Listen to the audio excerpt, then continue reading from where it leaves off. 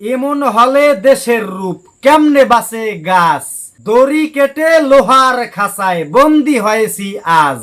দেশ চলেছে রসাতলে কি বলবো ভাই, রক্ষকের রূপ ভক্ষক হলে বাঁচার উপায় নাই। যতন করে গাছ লাগিয়ে চারপাশে দেই বেড়া, যেন খেতে নাহি পারে ছাগল মহিষ ভেড়া।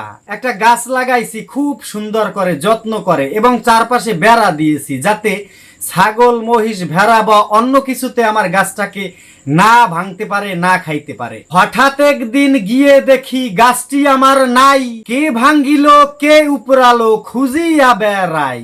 হঠাৎ একদিন গিয়ে দেখি গাছটি আর নাই।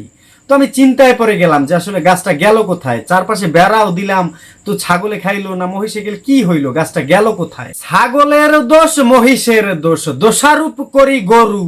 গাছটাকে না পেয়ে আমি ছাগলের দোষ দিতেছি, মহিষের দোষ দিতেছি, গরুর দোষ দিতেছি যে এরাই মনে হয় খাইছে। কি গাছটা খাইতে পারে এই চিন্তাই আমি অস্থির। ছাগলের দোষ মহিষের দোষ, দোষারোপ করি গরু। ভেড়া বলে পরে খেয়েছি, বেড়াই করেছে শুরু। মানে সবকিছুর যখন দোষ দিতেছি তখন হঠাৎ ভেড়া বলতেছে আমি পরে খাইছি। তবে আপনার চারপাশে যেই বেড়াটা ছিল, মানে ওটাকে রক্ষা করার জন্য যেই বেড়াটা দিছিলেন, ওই বেড়াই প্রথম গাছ খাওয়া শুরু করছে, তারপরে আমি খাইছি।